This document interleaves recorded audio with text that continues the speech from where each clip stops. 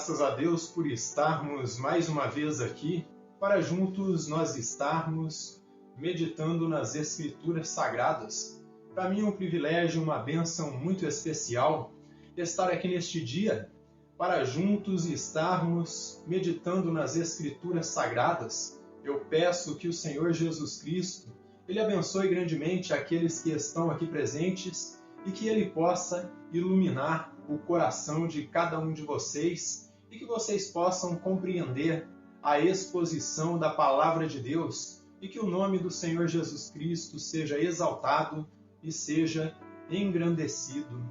Para mim também é um privilégio muito grande me dirigir àqueles irmãos que semanalmente, através do YouTube, têm nos acompanhado a partir das 15 para 7 da noite, todas as quintas-feiras. Eu agradeço pela audiência de cada um de vocês e peço que vocês nunca se esqueçam aí de deixar o seu like ou o seu dislike, deixar o seu comentário, para que assim nós possamos ir interagindo e que o YouTube também possa compreender que esses sermões estão sendo relevantes para cada um de vocês e possa mostrar esses vídeos para outras pessoas também e possa alimentar a alma de outras pessoas também. E você que é novo, você que tem acompanhado o nosso canal e ainda não tem se inscrito, se inscreva no nosso canal aí na barrinha de inscrições, na parte de baixo do vídeo. Clique aí no sininho das notificações, porque isso aí é muito importante para nós, para que todas as vezes que nós publicarmos um novo sermão, ou um corte de vídeo, ou um estudo bíblico, você possa ficar inteirado aí do que estamos publicando, o YouTube possa te avisar também. Então eu peço que você deixe o seu like ou o seu dislike, você tem toda a sua liberdade de deixar o seu comentário e também comentar, compartilhar com seus irmãos em Cristo. Aqui nós estamos em um ambiente que você tem toda a sua liberdade. Então que Deus te abençoe grandemente. Eu agradeço aí pela audiência de todos, tanto aqueles que estão aqui presentes, como aqueles que nos acompanham semanalmente através do YouTube.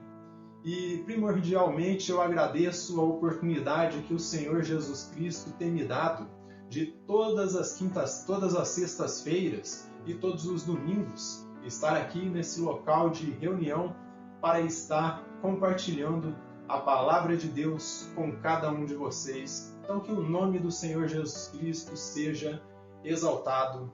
Pois bem, sem mais delongas, quem estiver com a sua Bíblia, abra comigo no livro das Revelações, no capítulo 15, de versículo 1 até o 4.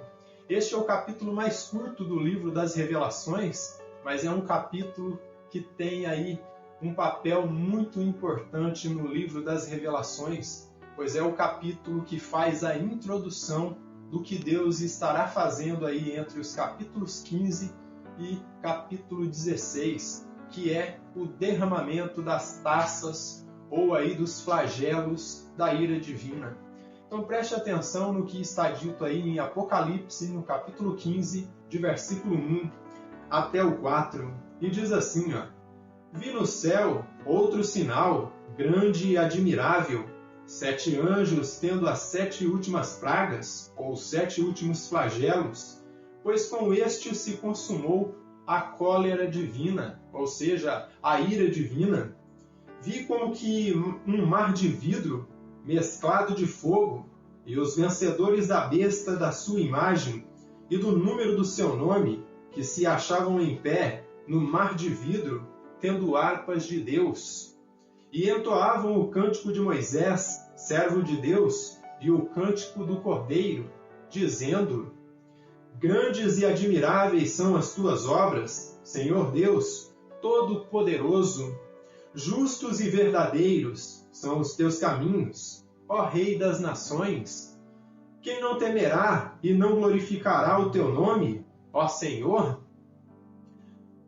Pois só tu és santo, por isso todas as nações virão e adorarão a ti, porque os teus atos de justiça se fizeram manifestos. Amém?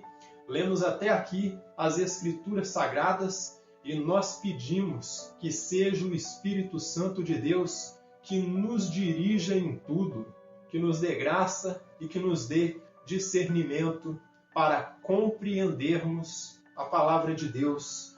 Então, pelo que nós vimos aqui, que João começa a expor, aqui nós vamos começar a ver a justiça divina sendo executada.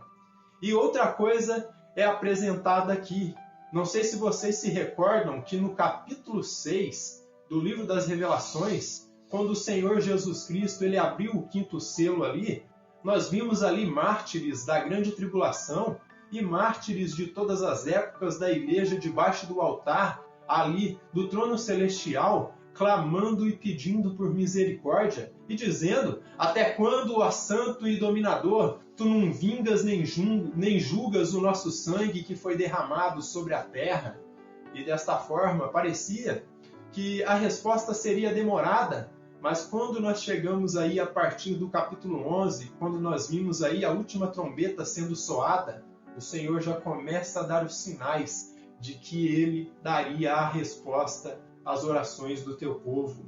E aqui no capítulo 15, de versículo 1 até o 4, o apóstolo João ele descreve que Deus começa a executar a sua justiça e ele começa a vingar o sangue dos mártires que foram derramados aqui na face da terra.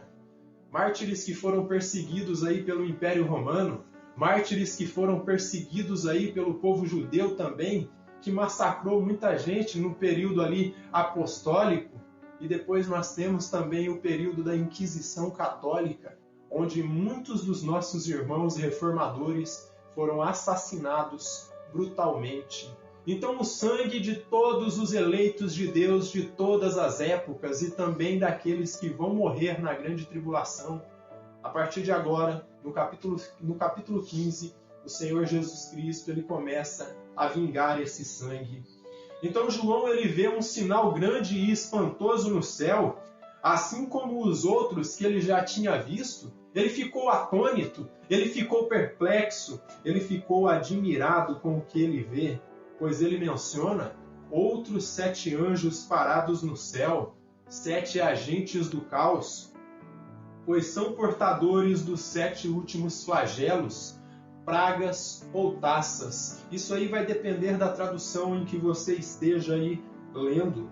João ele denota que essas pragas elas culminam a ira divina, ou seja, essas pragas são um sinal de que a paciência divina para com os ímpios ela terminou. Muitos ao ouvir algo assim pensariam que no céu o que haveria seria pranto, que as hostes celestiais e a igreja triunfante que já está no céu estaria ali chorando. Pensariam que o céu estaria em pranto ao verem que o Senhor Jesus ele se prepara aí para aplicar a sua ira sobre os ímpios com toda a sua intensidade e de forma definitiva. Mas ao contrário, as hostes celestiais e a igreja triunfante, aqueles que o apóstolo João chama aí de vencedores da besta, eles fazem o oposto e ao invés de estarem chorando, eles fazem o quê? Eles começam a cantar. Eles cantam, pois eles entendem que justos e verdadeiros são as obras e as decisões, justas e verdadeiras são as obras, as decisões e o caminho que o Senhor Jesus Cristo ele toma. Suas obras são maravilhosas e perfeitas. Eles louvam porque qualquer que fosse a decisão que o Eterno tomasse, ela seria justa, ainda que os homens não a entendessem.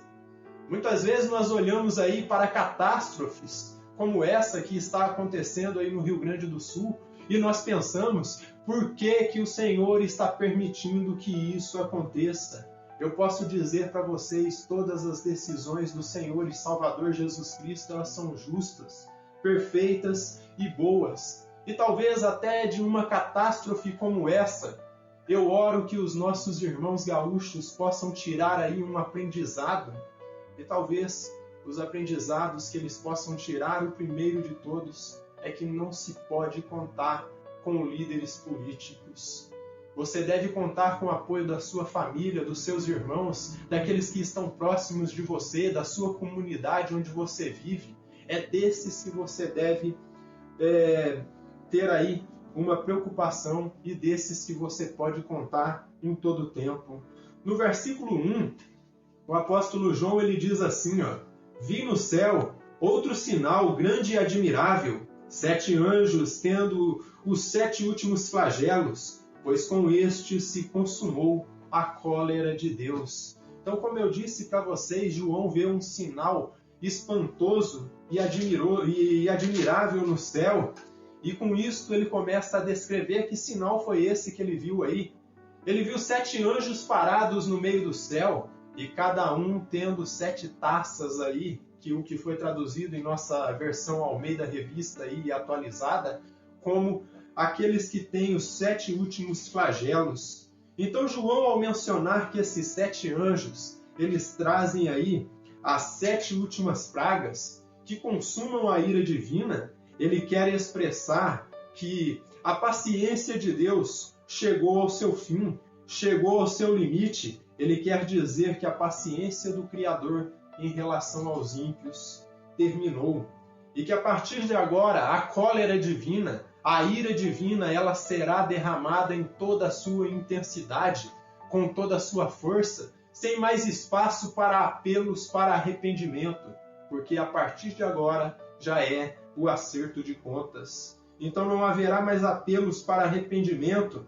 Outro detalhe descrito nestes versos é o fato incontestável que mesmo que a besta tirou a vida dos eleitos de Deus durante a grande tribulação, aqueles que se recusaram a adorá-lo, quem saiu com a vitória não foi a besta. Quem saiu com a vitória foram eles, foram os salvos, pois eles não negaram o Senhor e Salvador Jesus Cristo, e mesmo diante da morte. E por isso então eles estão diante do soberano do universo aí, na sala do trono. E mesmo que está misturado com o fogo do juízo divino aí, eles estão diante do Eterno. E assim como o coro celestial, eles recebem aí harpas de Deus e eles começam a adorar o Supremo Juiz.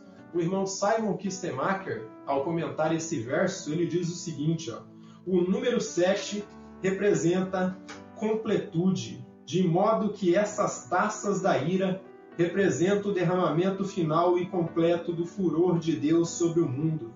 São as últimas pragas, no sentido de que elas são inevitáveis e de que elas são finais. Então, desta forma, o que nós vemos aí, o número 7 em todo o livro do Apocalipse é demonstrado como um número simbólico que representa aí perfeição e completude. E desta forma, o que eu posso dizer para vocês, o porquê que João ele descreve aí as 7 últimas pragas com esse número, porque são pragas completas e definitivas. Desta forma, já não haverá mais intervalos aí para que os ímpios se arrependam, porque o que resta agora é só o julgamento de Deus. Portanto, assim como os selos, eles introduziram as trombetas introduziram aí o que nós chamamos aí de 7 flagelos ou 7 taças, que são essas 7 pragas. O que nós vemos aqui no capítulo 15 do livro das Revelações é uma introdução do que o Senhor ele começa a fazer a partir do capítulo 16. Versos 2 a 4. Veja o relato aí do Cântico dos Santos. Vi como que um mar de vidro mesclado de fogo, e os vencedores da sua imagem, e o número do seu nome, que se acham em pé no mar de vidro, tendo harpas de Deus, e entoavam o cântico de Moisés, servo de Deus, e o cântico do Cordeiro, dizendo: Grandes e admiráveis são as tuas obras, Senhor Deus Todo-Poderoso, justos e verdadeiros são os teus caminhos, ó Rei das nações. Quem não temerá e não glorificará o teu nome, ó Senhor? Pois só tu és santo, por isso todas as nações virão e adorarão diante de ti, porque os teus atos de justiça se fizeram manifestos. Então, se nós voltarmos aqui ao capítulo 4 do livro das Revelações, e no versículo 6, nós vamos encontrar a primeira ocasião que esse mar de vidro aí apareceu. Vejam bem o que diz aqui, Apocalipse capítulo 4 e versículo 6, Adiante do trono, como que um mar de vidro, semelhante ao cristal, E também no meio do trono e à volta do trono, 4 seres viventes, cheios de olhos por diante e por detrás. Então, pelo que nós vemos aqui, esses santos que partiram aí durante todo o período da igreja cristã, desde o primeiro século até o período da grande tribulação, eles estão diante do trono celestial, eles estão na sala do trono. E por mais que esse trono está mesclado com o fogo da ira divina ali, eles estão sendo glorificados, porque eles passaram por toda a provação sem negar o nome do Salvador, Jesus Cristo. A partir de agora, os vencedores da besta, meus irmãos, a igreja triunfante, diante do trono, eles começam a cantar, eles começam a louvar com o cântico de Moisés e o cântico do Cordeiro. Louvor esse que é muito semelhante ao que nós encontramos aí no Salmo 111, de versículo 1 até o 6. Vejam bem o que diz aqui, ó.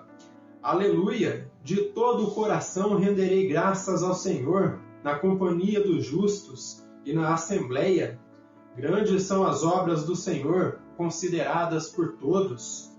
Os que nelas se comprazem, em suas obras a glória e majestade, e a sua justiça permanece para sempre. Ele fez memoráveis as suas maravilhas, benigno e misericordioso é o Senhor, ele dá sustento aos que o temem, lembrar-se-á sempre da sua aliança, manifesta ao seu povo o poder das suas obras, dando-lhe a herança às nações. E no Salmo 145, verso 17, diz algo muito parecido aqui também, ó. Diz assim, Salmo 145, versículo 17, ó. Justo é o Senhor em todos os seus caminhos, benigno em todas as suas obras. E se nós formos lá a Jeremias, no capítulo 10, versículos 6 e 7, nós vamos encontrar o profeta Jeremias falando algo aí com relação aí à benignidade e à justiça divina também. Jeremias capítulo 10, versículos 6 e 7, diz assim, ó: Ninguém é semelhante a ti, ó Senhor, tu és grande, e grande é o poder do teu nome.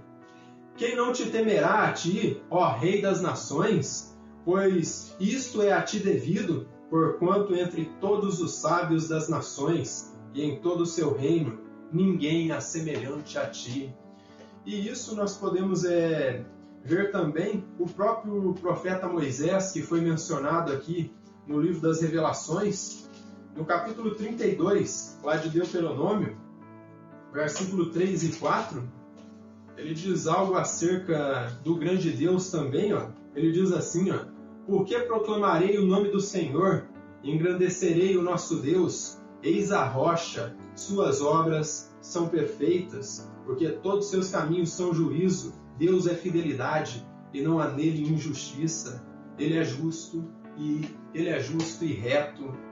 E o Salmo 86, versículo 8 até o 10, também fala algo a respeito de Deus manifestando a sua glória entre os povos. Então aqui em Salmo 86, e versículo 8 ao 10, diz assim, ó: Não há entre os deuses semelhante a ti, Senhor, e nada existe que se compare às tuas obras, e glorificarão, e nada existe semelhante às suas obras. Todas as nações que fizeste virão, prostrar-se-ão diante de ti, Senhor, e glorificarão o teu nome.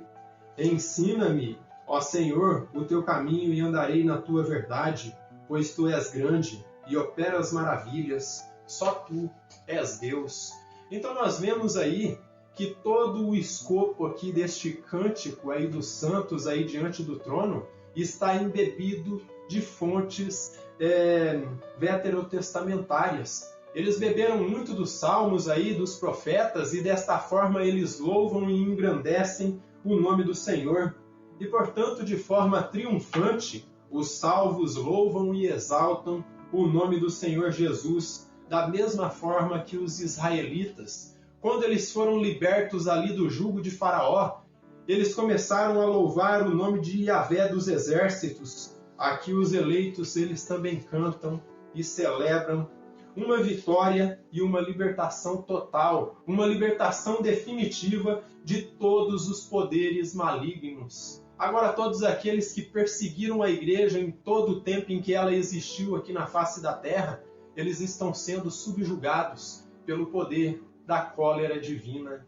E por fim, eles serão precipitados no lago que arde com fogo e enxofre.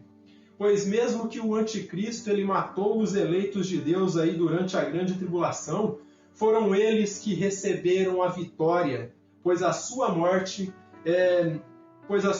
física os tirou deste mundo e os colocou diante do trono do Pai. Então percebam aí o que nós vemos diante desse relato aí do apóstolo João.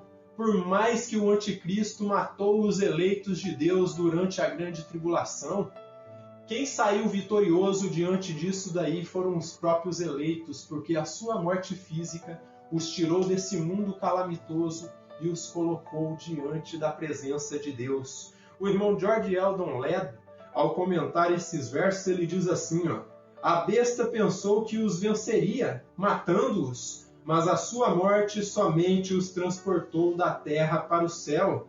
A vitória final foi deles. Então, no final, quem venceu foram os eleitos de Deus e não o anticristo, porque agora ele está sendo subjugado aí por essas 7 pragas aí, 7 últimas pragas. Ele, o seu companheiro, o falso profeta e o seu grande mestre, que é Satanás, por fim serão precipitados no lago de fogo.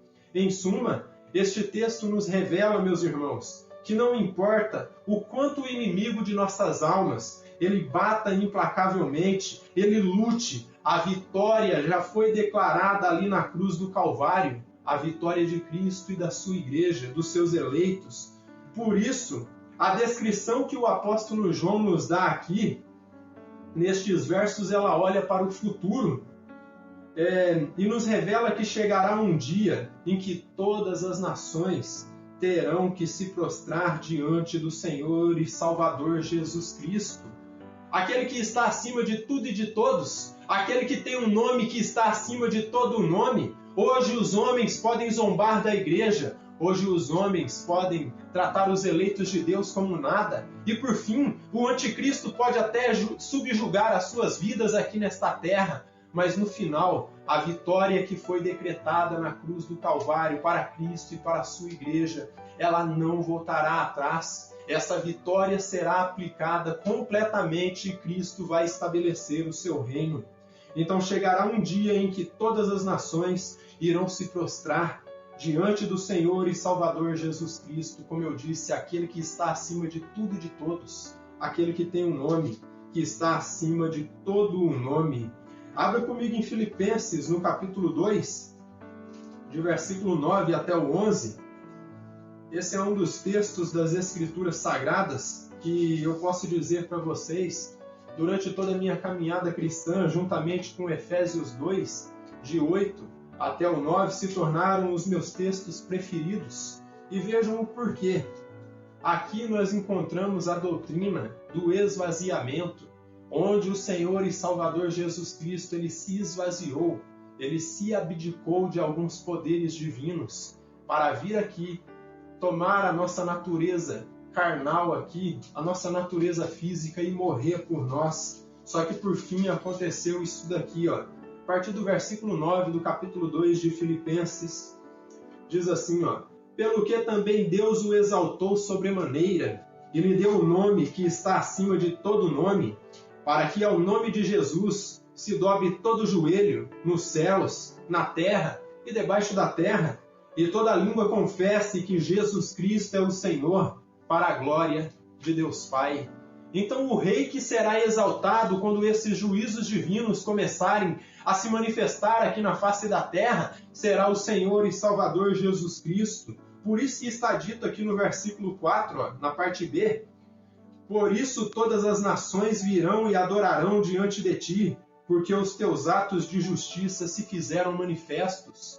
A 7ª trombeta tocou, os 7 flagelos aí foram derramados, que é o conteúdo dessa 7ª trombeta. O anúncio da chegada do grande rei foi declarado, e desta forma ele vem e estabelece o seu reino, os inimigos são subjugados, o mal é retirado deste planeta e por fim começa-se novos céus e nova terra onde habita a justiça divina. E desta forma os decretos divinos, os decretos e juízos do grande rei estarão manifestos, claros como a luz da aurora. E desta forma, nenhum dos projetos divinos, como disse o profeta Jó, nenhum dos projetos e planos divinos serão frustrados, porque tudo o que ele definiu que vai acontecer na história da humanidade será, de fato, executado. Glorifique o nome desse Deus, engrandeça o nome desse Deus que tem tudo sob controle. Ele está no controle ainda de todas as calamidades que acontecem no planeta Terra, de todas as vidas que são subjugadas, de todo o mal que ocorre neste mundo. Ele está com tudo sob controle e nada acontece fora da sua direção. E com isso eu posso concluir já com algumas lições, algumas aplicações que nós aprendemos com esse texto. Primeiro eu quero dizer para você que me ouve nestes momentos, esse texto ele define que as decisões do Eterno elas nunca serão arbitrárias, elas nunca serão ditatoriais, devido ao conhecimento que ele tem, devido à sua sabedoria que excede todo conhecimento humano, e por esta razão, toda decisão que ele toma é perfeita e sempre será a melhor, ainda que nós não entendamos. As decisões do Criador sempre serão perfeitas. Muitas vezes nós nos questionamos por que Deus revela a sua palavra para alguns e por que não revela para outros. Eu não sei, meus irmãos, eu não tenho a resposta para isso. O único que tem a resposta para isso é o Criador. Talvez nós poderíamos nos perguntar por que Deus permite crianças morrerem de fome, por que Deus permite essa ou aquela coisa. Eu posso dizer com toda sinceridade, eu não tenho a resposta. A Bíblia não nos dá essa resposta, ali fica uma lacuna. Os teólogos não conseguem responder isso. A única coisa que nós podemos dizer para vocês é que Deus é soberano, que Ele está no controle de tudo. Ele tem um conhecimento mais elevado do que o nosso. Ele sabe de coisas que nós não sabemos e por isso Ele decide coisas que talvez nós não entendamos. Ainda que sejam juízos, problemas e tragédias que aconteçam no planeta Terra, cabe a nós, como cristãos, nos submetermos à vontade divina, pois dele vem a reta justiça. Ainda que as coisas que aconteçam nós não entendamos, ainda que nós não tenhamos a resposta. Olhem para o relato do livro de Jó, e vocês sabem que o profeta que mais questionou a Deus, no sentido de que ele queria saber o porquê estava acontecendo aquilo, foi Jó. E as perguntas que ele fazia eram sempre por quê, e por quê, e por quê. Ele entendia que ele era um homem justo e toda aquela calamidade estava acontecendo ali sobre a vida dele. Ele não entendia porque ele perdeu ali todas as suas posses. Ele não entendia porque ele perdeu os seus filhos. E por último, ele perdeu a sua esposa, porque ela o abandonou. E diferente do que nós encontramos em nossa tradução, ela não disse amaldiçoa o teu Deus e morre. No original hebraico está dito lá, abençoa o teu Deus, Jó, e morre. Foi o que a mulher disse para ele. Ela não disse para ele amaldiçoar a Deus, mas ela disse, abençoa o nome do Senhor teu Deus, vai e morre, Jó, porque já está tudo perdido mesmo, e assim, com isso, ela foi embora. Então, cabe a nós, como cristãos, nos submetermos à vontade divina.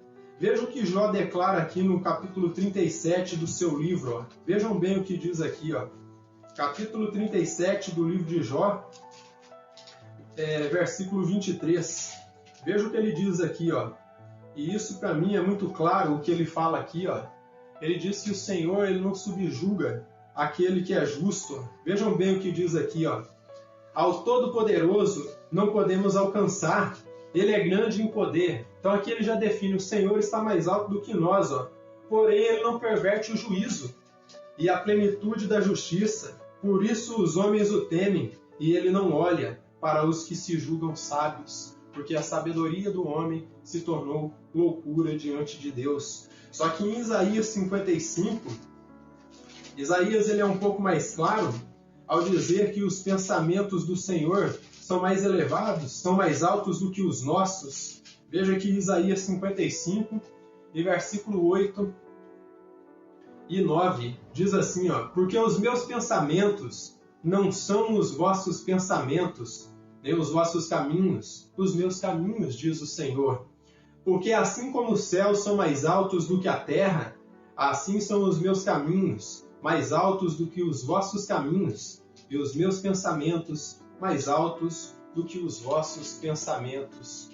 Só que o apóstolo Paulo, devido à luz que ele tinha da revelação aí do Espírito Santo, lá no capítulo 11 da carta aos Romanos, a partir do versículo 33, ele vai dizer que há uma profundidade, há uma riqueza dentro da soberania divina.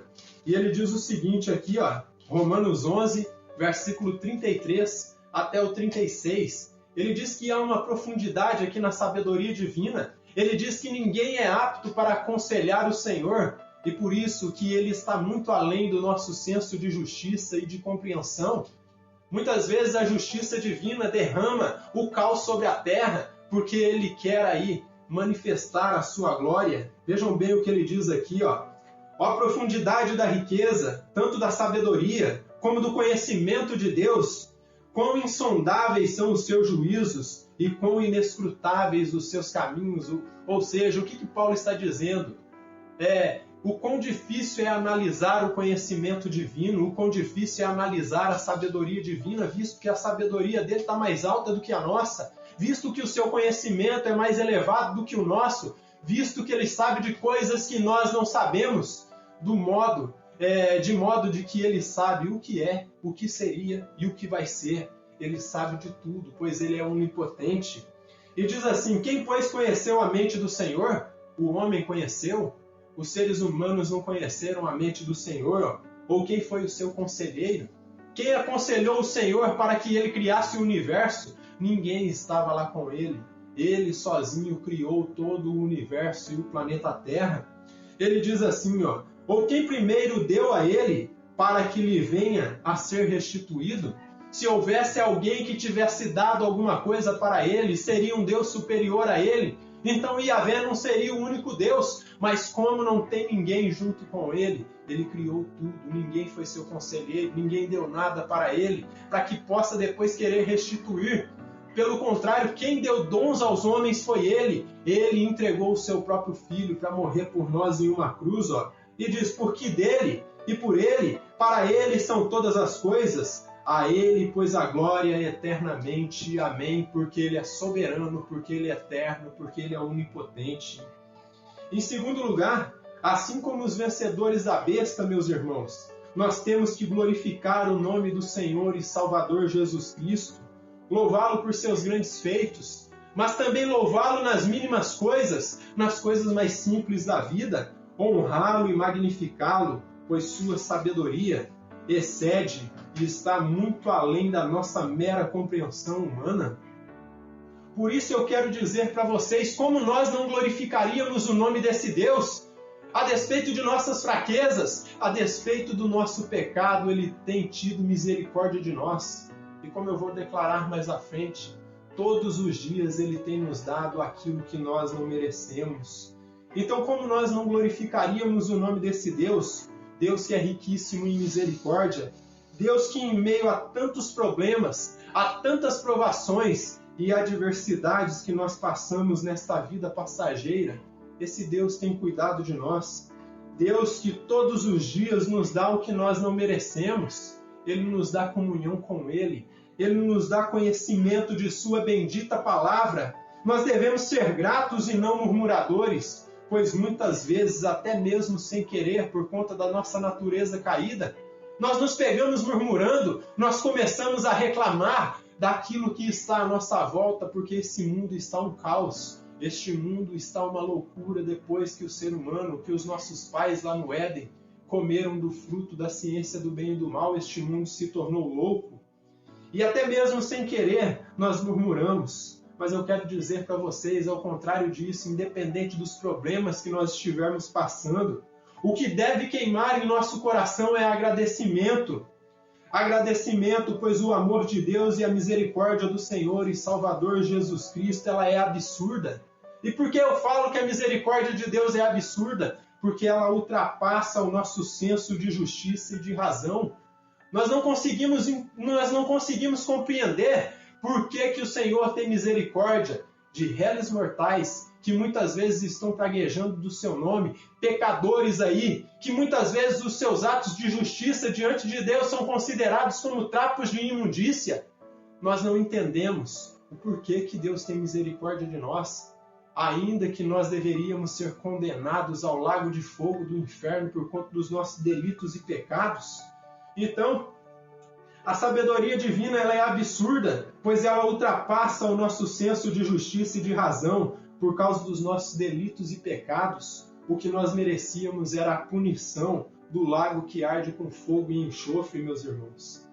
Mas sem termos feito nada para recebermos isso, para merecermos, o Senhor nos deu o seu Filho, o Senhor nos deu vida eterna, o Senhor nos dá de sua presença, Ele permite que nós tenhamos comunhão com Ele através do Espírito Santo.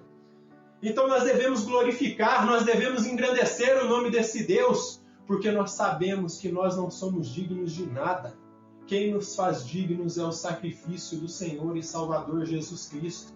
Certa feita eu vi um padre muito famoso aí no mundo católico dizendo assim, que se os crentes ali de sua paróquia não fizessem nada para ser salvos, ele dizia o seguinte: fica sabendo, se você não fizer as obras boas de caridade aqui nesta terra, você vai para o inferno.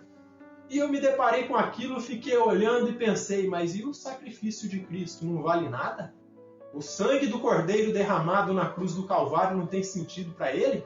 Porque ele diz que os crentes deveriam fazer obras aqui para poder ser salvos, e eu digo para vocês, todo o ministério, toda a igreja que diz, aqui a salvação é através do Senhor Jesus Cristo, mais as obras da caridade, mais a guarda do sábado, mais a guarda dos preceitos judaicos, mais a guarda ali da dieta judaica também, você não pode comer isso, não pode comer aquilo, sabe que você está diante de uma seita, porque as seitas se baseiam em salvação por obras, e nós somos salvos mediante a fé, debaixo da graça do Senhor e Salvador Jesus Cristo. Então, por isso, glorifique e engrandeça o nome do Senhor, do Salvador Jesus Cristo, esse bendito nome dessa pessoa que se entregou por nós na cruz do Calvário. Então, saiba que todas as obras que você fizer aqui nesta terra, diante de Deus vai ser considerado como trapos de imundícia, porque só tem uma obra que vai ser capaz de purificar o seu pecado. Não é o fato de eu pregar todos os domingos e todas as sextas-feiras. Não é o fato de eu ser um cristão, não é o fato de vocês estarem todos os dias que tem reunião, estarem participando, mas é o fato de vocês crerem em Cristo. Isso que vai fazer com que vocês entrem na vida eterna. E por fim, o texto nos mostra de forma clara e límpida que mesmo que Deus permita, meus irmãos, que venham aí problemas, perseguições, dor, sofrimento e angústias sobre nós e até necessidades, ainda assim o Senhor ele permanece bom e sua benignidade e bondade ela dura para sempre. Então permita-me esclarecer isso. Ainda que o Senhor ele permita que aconteçam perseguições, tormentas, provações, problemas de todo tipo e angústias dentro do nosso coração, ainda que calamidades, que nós percamos aí entes queridos que nós não queríamos que fossem embora, tudo isso coopera para o bem, para aqueles que creem, e ainda assim o Senhor ele permanece bom, e a sua benignidade, a sua bondade são eternas. Em todos os seus caminhos, desígnios ou decisões, tudo que vem dele é bom. Não tem nada de ruim, ainda que venha a morte da parte do Senhor. Se for o Senhor que está decretando essa morte ela é boa. Tudo que vem dele é bom e perfeito, e a nós só cabe agradecermos, como disse o apóstolo Paulo, lá em 1 Tessalonicenses, capítulo 5, e versículo 18, em tudo dai graças. Agradeça pelo ar que você respira. Agradeça pelo alimento que é colocado sobre a mesa todos os dias. Agradeça pela palavra de Deus que é pura, que é viva e que é eficaz e que é suficiente. Em suma, agradeça por sua vida, pois em tudo Jesus Cristo ele é e sempre será suficiente para nós. Se Cristo não é suficiente para você, se você acha que você tem que estar praticando obras aí para ser salvo, eu posso dizer para vocês, as obras, como eu disse anteriormente em outras exposições, elas são evidência que de fato vocês creram em Cristo, porque as obras definem aí o seu caráter como cristãos. Só que o fato de você ajudar o seu próximo, de você fazer caridade, não é isso que define que você é salvo. O que vai definir que você é salvo é que você tem uma crença intransponível de que Jesus Cristo é o seu Senhor, Ele é o seu Salvador, Ele é o seu Redentor, que Ele morreu por você na cruz do Calvário. É essa crença incontestável e intransponível que vai fazer de você um eleito. Então, você deve estar servindo a Cristo sem esperar nada em troca. Ainda que Ele não te dê nada, ainda que Ele não te dê prosperidade, ainda que Ele não te dê uma casa luxuosa, como muitos ficam pregando aí, ainda que Ele não te dê um carro do ano, você tem que ser agradecido a Cristo por aquilo que Ele te deu. Então, nós devemos entender que Cristo, Ele é e sempre será suficiente para nós. Nós podemos glorificar o nome desse Deus, nós podemos engrandecer o nome desse Deus e declarar: Maranata, ora vem, Senhor Jesus. Que o Deus eterno nos abençoe grandemente.